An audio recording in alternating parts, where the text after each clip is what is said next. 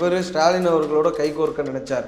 அது தவறு இல்லைன்னா நாங்கள் விஜயோட கைகோர்க்க நினைச்சது மட்டும் என்ன தப்பாயிரும் அப்படிங்கிற மாதிரி அவங்க ஒரு யார் சொன்னாங்க?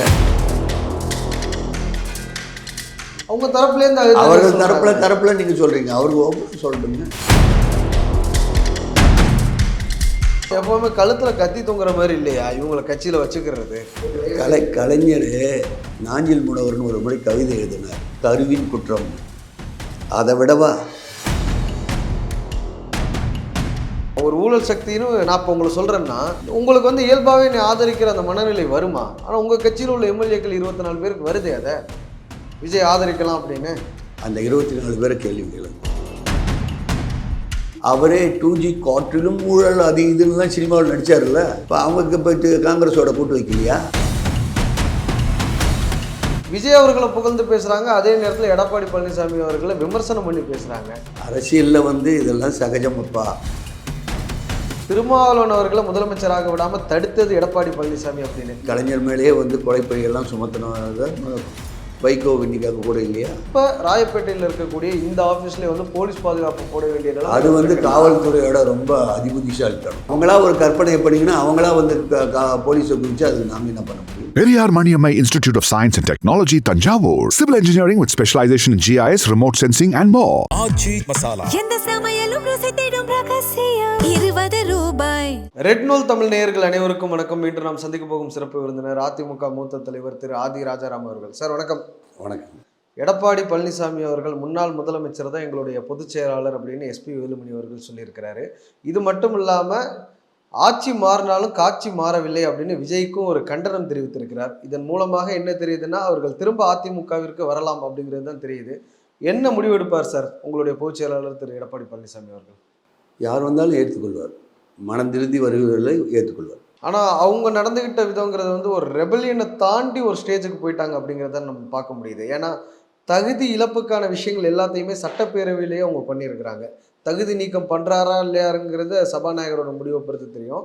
ஆனால் தகுதி இழப்பு அப்படிங்கிற ஒரு விஷயத்துக்கு அவங்க எலிஜிபிள் ஆகிட்டாங்க. கொறடா உத்தரவை மீறி அவங்க வாக்களிச்சிருக்கிறாங்க ஆதரவா. அப்படிங்கும் பொழுது திரும்ப இங்கே வந்தாலும் அது ஒட்டுமா சார்? அது கொறடாவோட தலைமையின் ஆணையின்படி கொறடா எடுத்துகிட்ட முடியும். அந்த குறிப்பிட்ட தேதிக்குள்ளார 25-26 தேதிக்குள்ளார கொறடா வந்து தெரிவித்த எதிர்ப்பை வித்ட்ரா பண்ணிக்கிட்டால் அதுக்கான ஒரு வாய்ப்பு இருக்குது. இது எப்படி நடக்கும் அப்படின்றது 2-3 நாளில் தெரியும். ஆனால் அதிமுகங்கிறது ஒரு கட்டுக்கோப்பான கட்சின்னு கடந்த காலங்களில் ஒரு 1977லேருந்தே சொல்லிட்டு இருப்பாங்க. 1977லேருந்தே ஆட்சிக்கு எப்பெல்லாம் நீங்கள் வந்திருக்கீங்க? 1977லேருந்தே 77லேருந்து அப்பையிலேருந்தே சொல்லுவாங்க அதிமுகங்கிறது ஒரு கட்டுக்கோப்பான கட்சின்னு. பொதுச் செயலாளர் ஒரு உத்தரவு போடுறார், நம்ம எதிர்த்து தான் இந்த அரசுக்கு எதிராக தான் நம்ம வாக்களிக்க போகிறோம்னு. ஆனால் இவங்க ஒரு போட்டி வேட்பாளர்கள் மாதிரி ஒரு போட்டி சட்டமன்றத்துக்குள்ள போயிட்டு இவங்க ஆதரவாக வாக்களிக்கிறாங்க அப்படின்னா அதை எப்படி தொண்டர்கள் ஏற்றுப்பாங்களா? இனி ஒருவேளை பொதுச் செயலாளரே ஏற்றுக்கிறாருன்னு வைங்க, தொண்டர்கள் ஏற்றுப்பாங்களா அப்படிங்கிற ஒரு கேள்வி இருக்குல்ல. 1977லேருந்து கட்டுக்கோப்பான கட்சி தான். ஆனால் புரட்சித் தலைவர் காலத்திலேயே ஒரு சின்ன நாடாளுமன்ற தேர்தல் தோல்விக்கு பிறகு ஒரு சலசலப்பு ஏற்பட்டது. நாஞ்சில் மனோகரன், பே. சவுந்தரபாண்டியன், மொடக்குறிச்சி சுப்புலட்சுமி போன்றவர்கள்லாம் வெளியேறினாங்க. அதே போல் புரட்சித் தலைவி காலத்திலையும் இதே போல் வெளியேற்றங்கள் நடந்தது. மறுபடியும் அவர்களெல்லாம் அம்மா இணைச்சிக்கிட்டாங்க. டாக்டர் நாவலரே வெளியேறி மறுபடியும் அம்மா வந்து உதிர்ந்த ரோமங்கள்ன்ட்டு அவர்களையெல்லாம் விமர்சனம் பண்ணி மறுபடியும் வந்து அம்மா ஏற்றுக்கிட்டாங்க. அதே போல் இப்போது தொண்டர்களோட எண்ணங்களின் பிரதிபலிப்பாக எங்களுடைய பொதுச் செயலாளர் இருக்கார். இந்த கடந்த கால அனுபவங்கள், கடந்த காலத்தில் தலைவரும் மன்னித்து ஏற்றார், புரட்சித் தலைவி அம்மாவும் மன்னித்து ஏற்றாங்க. அதுபோல் எங்களுடைய பொதுச் செயலாளரும் அவர்கள் வந்தால் மன்னித்து ஏற்றுக்கொள்வார். ஆனால் ஜானகி அவர்களுடைய பெரிய டிராபேக்கே என்ன சொல்லுவாங்கன்னா, அவங்க அறிவாலயம் போய் கலைஞர் கருணாநிதி கிட்ட ஆதரவு கேட்டது. இங்கே உங்கள் யார்?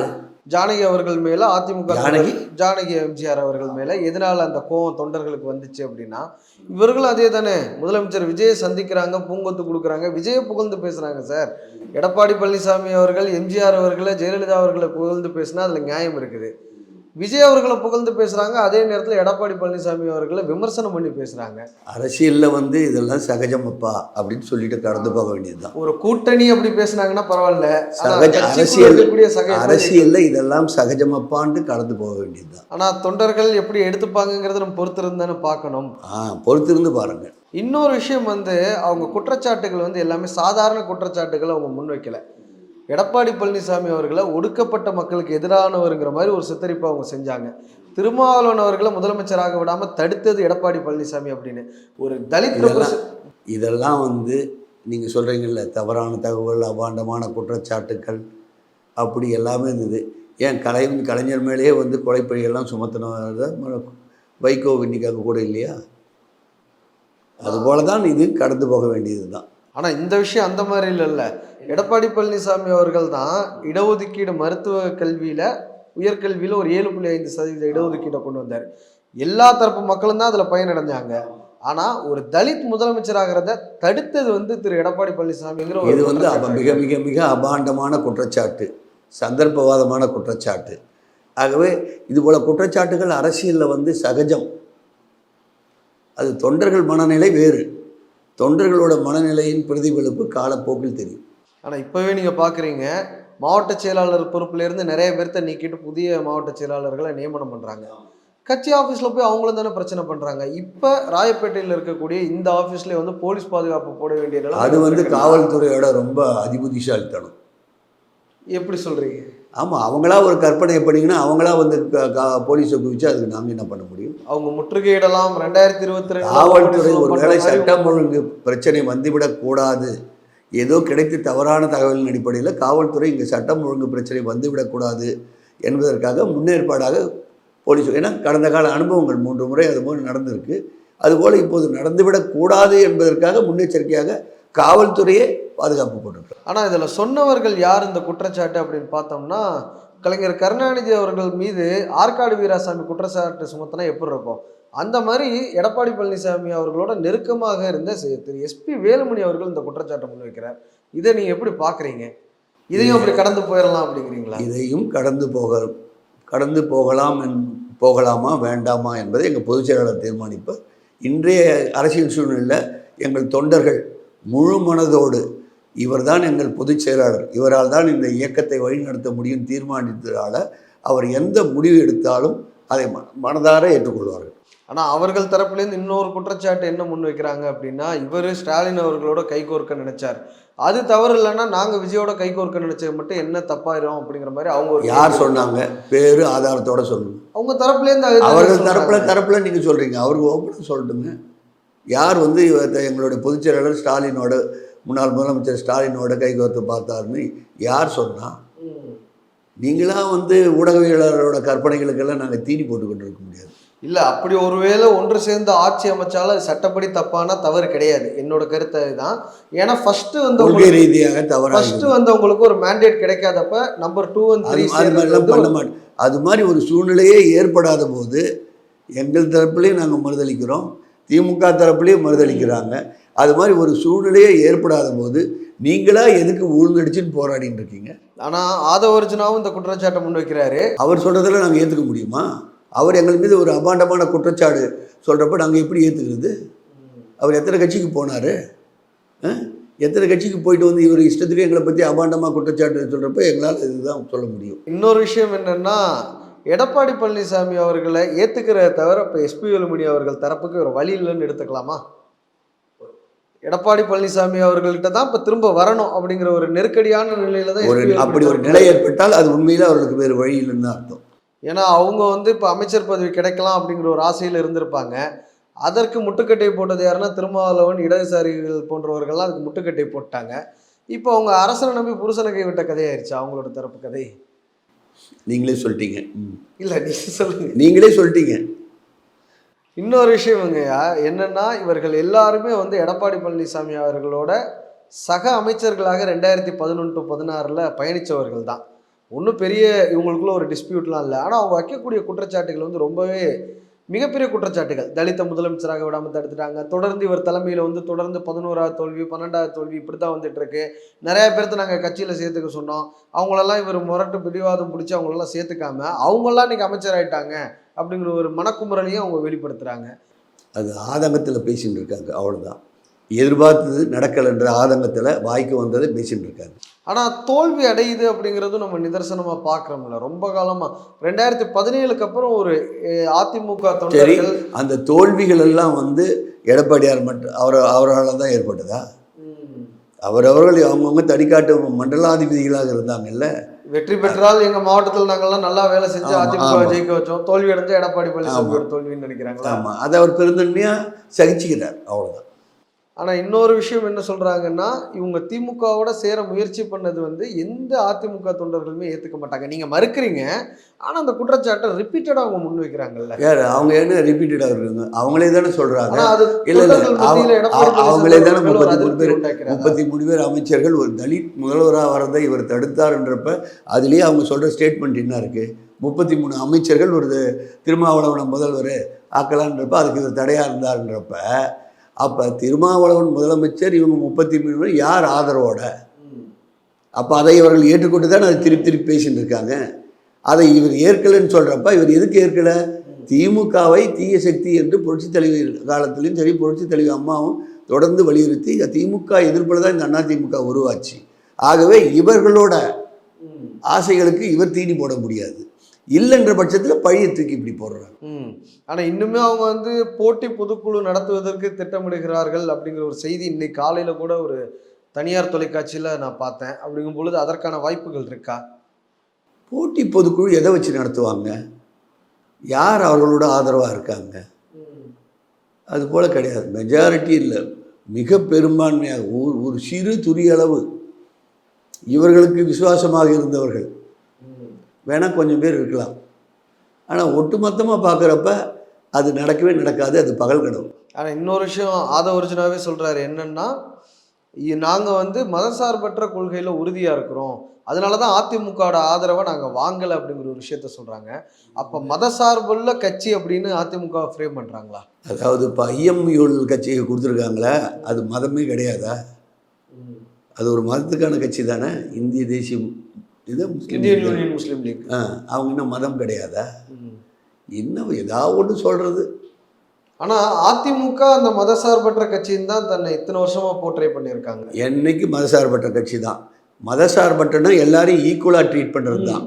ஆனால் திமுக ஆகட்டும், மற்ற கட்சிகளாகட்டும், மதங்களை இது மாதிரி பிரித்தாண்டு தான் அவர்கள் வந்து மதசார்பற்ற கட்சி மதசார்பற்ற கட்சி. மதசார்பற்ற ஒரே கட்சி அதிமுக தான், வேற எந்த கட்சியும். இன்னொரு விஷயம் அவங்க என்ன சொல்றாங்கன்னா, பாஜகவோட பேபியே சொல்றாரு, கம்யூனிஸ்ட் கட்சியோட பொதுச் செயலாளர் பேபி அவருமே என்ன சொல்றாருன்னா, அதிமுகவும் திமுகவும் சேர்ந்து ஆட்சி அமைக்கணும்னு விரும்பினா நாங்க ஏன் ஆதரவு தெரிவிக்க மாட்டோம் அப்படிங்கிற ரீசன் அவர் சொல்றாரு. அதிமுக வந்து பாஜகவோட இருந்துதான் இத்தனை சீட்டை ஜெயிச்சிருக்காங்க. அப்போ ஒரு செக்குலர் ஃபோர்ஸ்ல நாங்க நின்று இவங்க வந்து முஸ்லீம் லீக் போன்ற கட்சிகளோட வந்து சேர்ந்து கட்சி நடத்துறாங்களே, அப்போ அவங்க வந்து செக்குலர் ஃபோர்ஸா? நான் கேட்குறேன். அது காங்கிரஸ் கட்சி ஆகட்டும், திமுக ஆகட்டும், கம்யூனிஸ்ட் கட்சி ஆகட்டும், கம்யூனிஸ்ட் கட்சிகளுக்கு என்ன இருக்கிறது? இங்கே காங்கிரஸோட கூட்டணி, அங்கே காங்கிரஸ் எதிர்ப்பு, இரட்டை வேடம் போட்டு இரட்டை நாக்கு. கம்யூனிஸ்ட் கட்சியை வந்து அதனோட எல்லாத்தையுமே வந்து அந்த மொராலிட்டியை முடிச்சுட்டாங்க. இனிமேல் இவர்கள் கம்யூனிஸ்ட் கட்சி கிடையாது, சிவப்பு தொண்டு போட்ட சுயநலவாதிகள், சந்தர்ப்பவாதிகள், அப்படி தான் நாங்கள் சொல்லுவோம். அதிமுகவை குறை சொல்வதற்கு, மதசார்பற்ற கட்சி இல்லை என்று குறை சொல்வதற்கு யாருக்கும் யோக்கியதை கிடையாது. இப்போ காங்கிரஸ் கட்சி வந்து திமுகவோட நீண்ட நாள் கூட்டணி பார்ட்னர், 2004 கண்டினியூஸாக இருக்காங்க, 2014 தவிர. அவங்க இப்போ இங்கேருந்து பிரிஞ்சு இந்த கூட்டணியை முடிச்சுக்கிட்டு விஜயோட போய் சேர்ந்துருக்கிறாங்க. உங்கள் கட்சியுடைய புதுச்சேரி எம்எல்ஏ அன்பழகன் அவர்கள் கடுமையாக கண்டனம் தெரிவித்தார். திமுக வந்து காங்கிரஸை தூக்கி சுமந்ததை இப்படி ஒரு முதுகுல குத்திட்டு போயிட்டாங்க அப்படின்னு. இந்த விஷயங்களுங்க நீங்க எப்படி பாக்குறீங்க? கூட்டணிக்கு ஜெயிச்சதுக்கு ஒரு கூட்டணியை அவங்க எடுத்துக்கிட்டாங்க, மந்திரி பதவிக்கு இன்னொரு கூட்டணி எடுத்துக்கிட்டாங்க அப்படின்னு. அதுதான் ஆர் ஆசா சூப்பரா போட்டிருக்காருல்ல, அதுக்கு மேலே நான் பேச விரும்பல. அவரே அந்த கருத்தை நீக்கிட்டார்ல, அவரே மறுபடியும் அந்த வேற மாதிரி அந்த கருத்தை போட்டிருக்காருல்ல. அதிமுகவோட எதிர்காலம் எப்படி சார் இருக்கும்? மிக பிரகாசமாக இருக்கும். ஏன்னா ஒரு தொடர்ந்து வந்து ஒரு 10 வருஷமா வந்து எந்த வெற்றியுமே திமுக எத்தனை ஆண்டு கால வனவாசத்தில் இருந்தது, அவங்களுக்கு மீண்டும் எழ முடியலையா? எத்தனை வருஷம்? 13 வருஷம். ஆமாம். அப்போ எங்களால் ஏன் முடியாது? ஆனால் கம்பேரிசன் பண்ணுறாங்கல்ல, கலைஞர் கருணாநிதிக்கு அப்போ வயது வந்து ஒரு 50-52 இருக்கும், எடப்பாடி பழனிசாமி அவர்களுக்கு 75 வயதை நெருங்குறாரு. அப்படிங்கும்போது அரசியலில் வயது ஒரு பொருட்டல்ல. சந்திரபாபு நாயுடு ஒரு கம்பேக்கை கொடுத்துருக்கிறாரு. ஆமாம் ஆமாம், அது அரசியலில் வயது ஒரு பொருட்டல்ல. எதிர்காலத்தில் திமுகவும் அதிமுகவும் இணையக்கூடிய, அதாவது ஒருங்கிணைந்து பயணிக்கக்கூடிய வாய்ப்புகள் இருக்குமா? ஏன்னா என்ன காரணம் அப்படின்னு அவங்க ஒரு லாஜிக்கை சொல்கிறாங்கன்னா, நீங்கள் மறுக்கலாம், நான் எனக்கு தெரிந்த இதில் சொல்கிறேனே, இப்போ லல்லுவை எதிர்த்து தான் நிதிஷ் வந்து பீகாரில் கட்சி ஆரம்பிச்சார். சோனியா காந்தியோட தலைமையை எதிர்த்து தான் சரத்பவார் கட்சி அது வட ஆரம்பிச்சார். இந்திய கலாச்சாரம். ம். இங்கே தமிழ்நாட்டில் முழுக்க முழுக்க திமுக எதிர்ப்பு என்ற அடிப்படையில், ஏன்னா திமுக வந்து பொதுமக்களுக்கு விரோதமாக இருந்தது என்பதால் தான் எங்களுடைய புரட்சித் தலைவர் திமுகவை தீய சக்தின்னாங்க, அம்மாவும் தீய சக்தின்னாங்க. ஆனால் எடப்பாடியும் தீய சக்தியாக தான் அதை பார்த்து நடத்துகிற தொண்டர்கள் தீய சக்தியாக தான் நினைக்கிறாங்க. ஆகவே அப்போ திமுகவும் அதிமுகவும் இணைந்து பணியாற்றுவதற்கான வாய்ப்பு எதுவும் இல்லை. ஆனால் இப்போ விஜய் அவர்கள் நம்பர் 1 பார்ட்டியாக வந்துட்டாரு. ரொம்ப காலம் தமிழ்நாட்டை ஆண்ட கட்சி அதிமுக. ஏறக்குறைய 30 ஆண்டுகளுக்கு மேலே ஆண்ட கட்சி வந்து அதிமுக. 3வது இடத்திற்கு தள்ளப்பட்டிருக்கு அப்படிங்கிறது வந்து தொண்டர்கள் சுணக்கம் அடைஞ்சிட மாட்டாங்க. அதெல்லாம் அடைய மாட்டாங்க. அதிமுக தொண்டரை பற்றி உங்களுக்கு தெரியாது. சுணக்கமடைய மாட்டாங்க. இது மீண்டு எழுவார்கள், வேகமாக எழுவார்கள். ஏன் திமுக ஆர்கே நகரில் டெபாசிட் போலையா? சொல்லுங்கள். ஆனால் இப்போ திமுக வந்து கடந்த முறை ஜெயிச்சதை விட இயல்பாகவே ஆன்டி இன்கம்பன்சி இருக்கும். அதனால அவங்க இப்போ 59 சீட்டு தான் தனியாக உதயசூரியனில் ஜெயிச்சிருக்கிறாங்க. ஆனால் அதிமுக எதிர்கட்சியாக தான் செயல்பட்டுருக்கு. அவங்களும் கிட்டத்தட்ட ஒரு 15 சீட்டுக்கிட்ட இழந்திருக்கிறாங்களே. 47, இதுக்கு முன்னாடி வந்து 66, 19 சீட்டு இழந்திருக்காங்களே சார். இது சக்திமான் மேஜிக்குங்க. இன்ஸ்டாகிராம் சக்திமானோட மேஜிக், அவ்வளோதான். நீங்களும் அதுக்குள்ள ஒரு இன்ஸ்டாகிராம்ங்கிறத வச்சு தான் சுருக்குறீங்களா விஜய் அவர்களோட வெற்றியை? ஆமாங்க, முழுக்க முழுக்க அப்படி தான் நாங்கள் நினைக்கிறோம். ஏன்னா சார் களத்தில் போய் இவ்வளோ களத்தில் போய் என்ன பண்ணார் அது சொல்லுங்கள். இப்போ ஊழல் சக்தி அப்படின்னு உங்களை விமர்சனம் பண்ணார், தீய சக்தின்னு திமுக விமர்சனம் பண்ணார். ஊழல் சக்தி மற்றும் பலர் இந்த மாதிரி விமர்சனங்களை தான் உங்கள் மீது முன்வைத்தார். அப்போ அவரோட இருக்கவங்களாம் யார் யார்? இப்போ சில அமைச்சர்களை பற்றி, சில எம்எல்ஏக்களை பற்றி நிறைய இப்போ வருது தகவல்கள். இன்னும் போக போக இப்போ தான் டைம், இப்போ தான் ஒவ்வொருத்தரை பற்றி எடுத்துகிட்டு இருக்காங்க. சரி, ஊழல் சக்தி அவரே 2G காற்றிலும் ஊழல் அது இதுன்னுலாம் சினிமாவில் நடித்தார்ல. இப்போ அவங்க போயிட்டு காங்கிரஸோட கூட்டு வைக்கலையா? இந்த ஊழல் கட்சிகளை திமுகவை தீய சக்தினார். அந்த தீய சக்தி ஆதரவோட வென்ற கட்சிகள் தானே தன்னோட இப்போ கூட்டணியாக சேர்த்து தன்னோட ஆட்சியில் வச்சுருக்காரு. இன்னொன்று, அண்ணாசாரை வந்து காங்கிரஸ் ஆட்சியை எதிர்த்து தான் அந்த உண்ணாவிரத்தில் ஈடுபட்டார். விஜய் அவர்கள் அந்த உண்ணாவிரத்தை ஆதரித்தார், காங்கிரஸ் ஆட்சியை எதிர்த்து இது பண்ணது. அப்படிங்கும்போது ஆனால் லைஃப் வேறு மாதிரி சேஞ்ச் ஆகிருக்கு. 2 கட்சியை இணைகிறாங்க. 2029 கூட்டணி அப்படிங்கிற ஒரு விஷயத்த சொல்கிறாங்க. ஒரு பக்கம் வந்து தாவேகா கூட்டணின்னு நம்ம எடுத்துக்கலாம், இந்தியா கூட்டணி அப்படியே தாவேகா தலைமையில் போகுதுன்னு நம்ம எடுத்துக்கலாம். இன்னொரு பக்கம் வந்து அதிமுக தலைமையில் பாஜக, பாமக, அமமுக, மேபி தேமுதிக கூட வரலாம். அப்படிங்கிற ஒரு கூட்டணி 2029 அமையலாம். திமுக தனித்து விடப்பட்டுள்ளதா? அதிமுக தலைமையிலான கூட்டணி தான் இங்கே போட்டியிடும். நாங்கள் வேறு எந்த கட்சி தலைமையில் நாங்கள் கூட்டணி அமைக்க மாட்டோம். ஆனால் திமுக தனித்து விடப்பட்டிருக்குன்னு நீங்கள் பார்க்குறீங்களா? எது? ஏன்னா கூட்டணியில் இருந்தவங்க எல்லாருமே வந்து விஜயோட போயிட்டாங்க. அப்படிங்கும்போது திமுக வந்து ஒரு ஐசோலேட் பண்ணிட்டாங்க அப்படின்னு எடுத்துக்கலாமா? ஆமாம். இதை ஒரு சக திராவிட கட்சியாக நீங்கள் எப்படி பார்க்குறீங்க? ஏன்னா இருதுருவ அரசியல் இருந்தால் தான் தமிழ்நாட்டுக்கு நல்லதுன்னு நீங்கள் ரொம்ப காலமாக சொல்லிட்டு வர்றீங்க. இப்போ திமுக தனித்து விடப்படுதுன்னா அதை நீங்கள் எப்படி பார்க்குறீங்க? தனித்து விடப்பட்டிருக்குன்றதை நீங்கள் பார்க்குற மாதிரி தான் நாங்களும் பார்க்குறோம். அது சாதக பாதகம் எதுவும் இல்லையா? அது சாதக பாதகம், இருமுனை அரசியலுக்கு வந்து ஒரு பாதகம் நீங்கள் பார்க்கலையா? அப்படிப்பட்ட நாங்கள் நினைக்கலைங்க. நாங்கள் எங்களுடைய வெற்றி, எங்களுடைய மக்களோட வந்து பிரச்சனைகள், அதன் அடிப்படையில் அவர்களுக்கு ஆதரவாக துணை நின்று தேர்தலை சந்தித்து நாங்கள் ஜெயிக்கிறோன்றதை பற்றி தான் நாங்கள் சிந்திக்கிறோம். திமுகவை பற்றியோ தாவேகாவை பற்றியோ அவர்களை ஒரு அணி இவர்கள் ஒரு அணி பற்றியெல்லாம் கவலைப்படக்கூடிய நிலையில் எங்கள் இயக்கம் இல்லை. இப்போ ஊழல் சக்தின்னு உங்களை சொன்னார், ஆனால் உங்கள் ஊழல் சக்தின்னு, ஆனால் உங்கள் கட்சியில் ஜெயிச்ச ஒரு 24 பேர் அங்கே போயிட்டு ஊழல் சக்தின்னு சொன்னாலும் பரவாயில்ல, நம்ம ஆதரவு தெரிவிக்கலாங்கிற ஒரு முடிவு எடுக்கிறாங்கன்னா இதை எப்படி தமிழ்நாட்டு மக்கள் பார்ப்பாங்க? இதை எப்படி தமிழ்நாட்டு மக்கள் ரசிப்பாங்க? அப்படி ரசிக்கிறாங்க, வேடிக்கை பார்க்குறாங்க. எப்படிங்க ஒரு ஊழல் சக்தின்னு சொல்கிறேன் நான். இப்போ உங்களை சொல்கிறேன்னா உங்களுக்கு வந்து இயல்பாகவே என்னை ஆதரிக்கிற அந்த மனநிலை வருமா? ஆனால் உங்கள் கட்சியில் உள்ள எம்எல்ஏக்கள் 24 பேருக்கு வருது அதை விஜய் ஆதரிக்கலாம் அப்படின்னு. அந்த 24 பேரை கேள்வி கேளுங்க. இறுதி கேள்விங்கய்யா, இன்னும் ஒன்று என்னென்னா, இப்போ எடப்பாடி பழனிசாமி அவர்கள் இது வரைக்கும் நான் பார்த்ததில்லை, 2017 இந்த 26 9 வருடங்களில் நான் பார்த்ததில்லை வந்து தன்னை பகைச்சிக்கிட்டவங்க யாரையுமே அவர் வந்து கட்சியில் சேர்த்துக்கல அப்படிங்கிற ஒரு விமர்சனம் இருக்குது. அதில் சசிகலாவாக இருக்கட்டும், டிடிவி தினகரனாக இருக்கட்டும், இந்த மாதிரி தொண்டர்களுக்காக தொண்டர்கள் முடிவுபடி தான் அவர் செயல்பட்டு வர்றாரு. அவரை பகைச்சிக்கிட்டவங்கெல்லாம் ஏற்றுக்கலன்னா அதெல்லாம் தவறான தகவல். அவரை பகைத்து கொண்டவர்கள் அல்ல, தொண்டர்களின் உணர்வுகளை பகைத்து கொண்டவர்கள் தான் அவர் ஏற்றுக்கணும். இப்போ இவங்களும் தானே தொண்டர்களோட உணர்வுகளை பகைச்சிக்கிட்டாங்க. அப்போ இவங்களை மட்டும் சேர்த்துக்கிட்டா அப்போ தொண்டர்கள் எடப்பாடி பழனிசாமி அவர்கள் மேலே ஒரு அதிருப்தி வந்துடாதா? வராது. ஏன்னா அவர் எந்த முடிவு எடுத்தாலும் இன்றைய நிலையில் தொண்டர்கள் அவருக்கு தெளிவாக, தலைவா நீங்கள் எந்த முடிவு எடுத்தாலும் நம்மளோட நிற்கிறோம் அப்படின்னு எடுத்துருக்கப்ப அவர் அதுக்கேற்ற மாதிரி அரசியல் காய் நகர்த்துவார். இல்லை இவங்களை சேர்த்துக்கிட்டாலே அது ஒரு அதிருப்தி தொண்டர்கள் மத்தியிலையும் தமிழ்நாடு மக்கள் மத்தியிலையும் வந்துடாதா? இது இவங்களை சேர்த்துக்கிட்டாலே அதாங்க. என்னங்க இவங்களாம் ரிபலா பிரிஞ்சு போனாங்க, திரும்ப வர்றாங்க, இவரும் சேர்த்துக்கிறாரு. அப்ப வந்து இவரை வந்து நல்ல பெருந்தன்மையான தலைவர் அப்படின்றத பார்ப்பாங்க. இன்னொரு விஷயம், எப்பவுமே கழுத்துல கத்தி தொங்குற மாதிரி இல்லையா இவங்களை கட்சியில வச்சுக்கிறது? ஏன்னா எதிர்த்து வாக்கு போடுறாங்க சார். எடப்பாடி பழனிசாமி அவர்களோட உத்தரவை மீறி சட்டசபையில விஜய்க்கு ஆதரவா வாக்கு போடுறாங்க அப்படின்னா அது எப்படி அது ஜஸ்டிஃபை பண்ணிட முடியுமா எடப்பாடி பழனிசாமி அவர்கள் அதிமுக தொண்டர்கள் மத்தியில? கலைஞர் நாஞ்சில் முனவர்னு ஒரு முறை கவிதை எழுதினார், கருவின் குற்றம்னு. அதை விடவா? அப்புறம் நாஞ்சில் முனவர்னு கடைசி வரைக்கும் அவர் கூட தானே இருந்தார். பெருந்தன்மையாக கலைஞர் ஏற்றுக்கிட்டார்ல.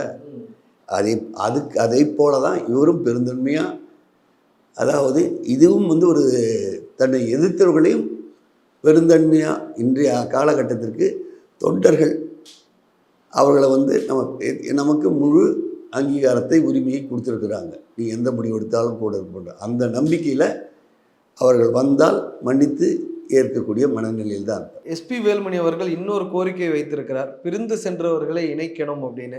சசிகலா, டிடிவி தினகரன்லாம் திரும்ப அதிமுக முதல்ல அவரோட கோரிக்கையை முதல்ல நிறைவேற்றா. என்னை இணைத்துக் கொள்ளுங்கள், எங்களுக்கு பொதுச் செயலாளர் லெவலில் தான் இருக்கார் அவர். முதல்ல அவர் கதை முடியட்டும், மற்ற கதையை அப்புறம் பார்த்துக்குவோம். அவருக்கு வந்து அந்த அளவெல்லாம் சொல்வதற்கான கோரிக்கை வைப்பதற்கான நிலையை இழந்து விட்டார். இல்லை இன்னொரு குற்றச்சாட்டு என்ன வைக்கிறாருன்னா, விட்டா அவரையே நீக்கிப்பார் அப்படிங்கிற அளவுக்கு விமர்சனங்களை முன்வைக்கிறார். யாரு? எஸ்பி வேலுமணி அவர்கள் எல்லாத்தையும் நீக்கிறார். அதே வாய்தானே போய் எங்களை சேர்த்துக்கோங்க, இவர் தான் எங்கள் பொதுச் செயலாளர் இருந்தது. இப்போ கொங்கு மண்டலம் வந்து அதிமுகவோட கோட்டை சார். 2021 எலெக்ஷனில் கூட தெற்கு மாவட்டங்களில் இருக்கக்கூடிய சில சீட்டு வந்து அடி வாங்கினுச்சு. நம்ம எல்லாருமே அதை பார்த்துருப்போம். தேனி மாவட்டங்கள்லாம் நீங்கள் தான் இதுக்கு முன்னாடி ஜெயிப்பீங்க. போன டைம் வந்து ஒரே ஒரு சீட்டு ஓபிஎஸ் மட்டும்தான் ஜெயிச்சார் 2021. ஆனால் இந்த டைம் கொங்கு மண்டலம் மிகப்பெரிய அளவில் அடி வாங்கியிருக்கு. கம்பேரிட்டிவ்லி சொல்ல போகணும்னா கோயம்புத்தூரில் எஸ்பி வேலுமணியோட செந்தில் பாலாஜி பெட்டராக பெர்ஃபார்ம் பண்ணியிருக்கிறார். 3 சீட்டை உதயசூரியனில் ஜெயிக்க வச்சிருக்கிறாரு. ஆனால் எஸ்பி வேலுமணி அவர் சொந்த தொகுதியில் மட்டும்தான் ஜெயிச்சிருக்கிறார். அப்படிங்கும்போது கொங்கு மண்டலம் அந்த நிலையில் அவர் சொந்த தொகுதியில் தானே ஜெயிச்சிருக்காரு. அந்த நிலையில் அவர் வந்து அந்த பகுதியெல்லாம் யாருக்கு சொன்னாலும் வேலுமணியை பாருங்க தான் எங்கள் தலைவர் சொல்லுவார். அப்போ அவரை நம்பி அந்த தொகுதி அந்த மண்டலத்தையே ஒப்படைச்சிருந்த நிலையில் இவ்வளவு தோல்வி யாரால் ஏற்பட்டது? ஆகவே நீங்கள் கொங்கு மண்டலத்ததுன்னா அது யாரால் ஏற்பட்டது? இதே போல் சில இடங்களில் ஏற்பட்டது, சிலரால் ஏற்பட்டது. அவங்க தான் இப்போ தங்களுடைய பலகீனங்களை மறைப்பதற்காக குறை சொல்லிக்கணும் வாய்க்கு வந்தது பேசிட்டு இருக்காங்க. அந்த மாவட்டங்களில் நீங்கள் ஜெயிச்சிருந்தீங்கன்னாவே இன்னைக்கு நீங்கள் டிசைடிங் ஃபேக்டராக தமிழ்நாட்டில் இருந்திருப்பீங்க. எடப்பாடி பழனிசாமி அவர்கள் ஒரு தவிர்க்க முடியாத சக்தியாக இருந்திருப்பார். அதுக்காக அந்த மண்டலங்களில் யார் முழுமையாக பொறுப்பேற்று வேலை செஞ்சாங்களோ அவர்கள் தான் அதுக்கு காரணம். அவர்கள் வந்து அந்த பலகீனங்களை மறைப்பதற்காக, தொண்டர்களின் கேள்விக்கு ஆளாக வேண்டியும் என்று மறைப்பதற்காக இவரை குற்றஞ்சாட்டினார்கள், அவ்வளவுதான். ஆனால் இன்னொரு விஷயம் என்னன்னா, அவங்க சொல்றது வந்து எடப்பாடி பழனிசாமி அவர்கள்ட்ட வந்து ஒரு நேரடியாக போய் யாரும் பேசி ஒரு கோரிக்கை வச்சா கூட காது கொடுத்து கேட்க மாட்டேங்கிறார் அப்படிங்கிற ஒரு விஷயத்த சொல்றாங்கல்ல. காது கொடுத்து கேட்காமையா இவங்க சொன்னதெல்லாம் செஞ்சார் அவர். சாதாரண தொண்டம் போய் பார்த்து எது சொன்னாலும் கூட்டு விசாரிக்கக்கூடியவர் அவர். எனக்கே நிறைய அனுபவங்கள் இருக்கு. சி.வி. சண்முகம் இவ்வளவு குற்றச்சாட்டுகளை முன்வைக்கிறாங்க. அவர்கள் வந்து தங்களுடைய தவறுகளை மறைப்பதற்காக அபாண்டமான குற்றச்சாட்டுகளை இன்னைக்கு இதுவரை முதலமைச்சராக இருந்த போதும் சரி, எதிர்க்கட்சி தலைவராக இருந்த போதும் சரி, சாதாரண தொண்டனும் தன்னை சந்தித்து பேசுவதற்கு அனுமதி கொடுத்த ஒரே தலைவர் தமிழ்நாட்டில் அவர் தான். இல்லை இன்னொரு விஷயம் என்னன்னா, நான் பார்த்தது இல்லை, விழுப்புரம் அரசியலில் வந்து 2016 எலெக்ஷனுக்கு பிறகு அந்த மாவட்ட செயலாளராக இருந்தவர் வந்து லக்ஷ்மணன். சி.வி. சண்முகம் கூட கிடையாது, அவர் வெறும் சட்டத்துறை அமைச்சராக இருந்தார். அந்த மாவட்ட செயலாளர் பொறுப்பை கொடுத்தது வந்து திரு எடப்பாடி பழனிசாமி அவர்கள். இப்போ எப்படி சொல்கிறாங்க, காது கொடுத்து கேட்க மாட்டேங்கிறார், ஒரு போட்டி அரசியலை உருவாக்குறாருன்னு. விழுப்புரத்தில் இவரது லக்ஷ்மணனுக்கு எதிராக சி.வி. சண்முகம் அதே தானே பண்ணார். சேமா வேலுச்சாமிக்கு எதிராக கோயம்புத்தூரில் எஸ்பி வேலுமணி அதே தானே பண்ணார். அதுதான் இப்போ நீங்களே சொல்கிறீங்க, கேள்வியும் நீங்களே பதிலும் நீங்களே, அவ்வளோதான். எப்படி சார் போகும் அதிமுகவோட எதிர்காலம் எப்படி இருக்கும்னு மிக நினைக்கிறீங்க? பிரகாசமா. இப்ப 2029 இளைஞர்களுக்கு எப்படி நினைக்கிறீங்க? அங்கங்க இருக்க பண்ணையார் அரசியலுக்கு முடிவு வந்து கொண்டிருக்கிறதுனால இளைஞர்கள் ஆற்றெழுந்து கொண்டிருக்கிறார். பண்ணையார் அரசியலுக்கு முடிவுக்கு வந்திருக்குன்னா பண்ணையார் கட்சின்னு சொல்லப்பட்ட காங்கிரஸ் இப்ப தாவேக்காவோட இருக்கு. அதாவது தாவேக்கா கூட நான் இளைஞர்கள் நான் சொன்னது நான் சொல்ற ரீதி பண்ணையார் தனமான, அதாவது தன்னை தாண்டி யாரும் வரக்கூடாது. நீங்க சொன்னீங்கல்ல லட்சுமணன் யாரால போனாரு கட்சி விட்டு? சி.வி. சண்முகத்தினால. அது போல இருந்த நிலைகளுக்கெல்லாம் இப்போ முற்றுப்புள்ளி வந்து விட்டதேன்னு ஒரு சந்தோஷத்தில் இருக்காங்க. மகளிர் ஓட்டு கிட்டத்தட்ட அதிமுக விட்டு விலகிருச்சுன்னு சொல்றாங்க. அதே மாதிரி இளைஞர்கள் ஓட்டு அதிமுகவிற்கு இல்லைன்னு சொல்றாங்க. இதை நீங்க எப்படி பாக்குறீங்க? இது வந்துங்க மறுபடியும் சொல்கிறேன். இன்ஸ்டாகிராம் முதல்ல வந்து பத்திரிக்கை படித்தாங்க, கூட்டங்களை கேட்டாங்க, எல்லாம் இருந்தது. இப்போது எதையும் இப்போ இருக்குது. இந்த இளைய தலைமுறைக்கு பொறுமை இல்லை. அதாவது முதல்ல ஃபேஸ்புக்கு, வாட்ஸ்அப்பு அதெல்லாம் இருந்தது. இப்போ ஃபேஸ்புக்கு போய் இன்ஸ்டா வந்திருக்கு. ஏன்னா ட்விட்டரு எல்லாமே 1 நிமிடம் 2 நிமிடம். ஃபேஸ்புக்கு போய் ட்விட்டர் வந்தது, இப்போ இன்ஸ்டா வந்திருக்கு. அதுக்கு மேலே பொறுமை நிறைய பேருக்கு. இப்போ இருக்கிற அமைச்சர்களுக்கு பெரும்பாலானோருக்கு கடந்த கால அரசியலை பற்றி கேளுங்க, எத்தனை பேர் தெளிவாக சொல்கிறாங்க கேளுங்க. பார்க்கலாம் சார், பொறுத்திருந்து எப்படி தேர்தல் கழகம் 2029-31 அமையுதுன்னு. ரொம்ப நன்றி, இவ்வளவு நேரங்களுக்காக நேரம் தந்து நேர்காணல் அளித்தது. நன்றி. Periyar Maniammai Institute of Science and Technology, Tanjavur. Civil engineering with specialization in GIS, remote sensing and more. எந்த சமையலும் ருசி தேடும் ரகசியம் 20 ரூபாய்.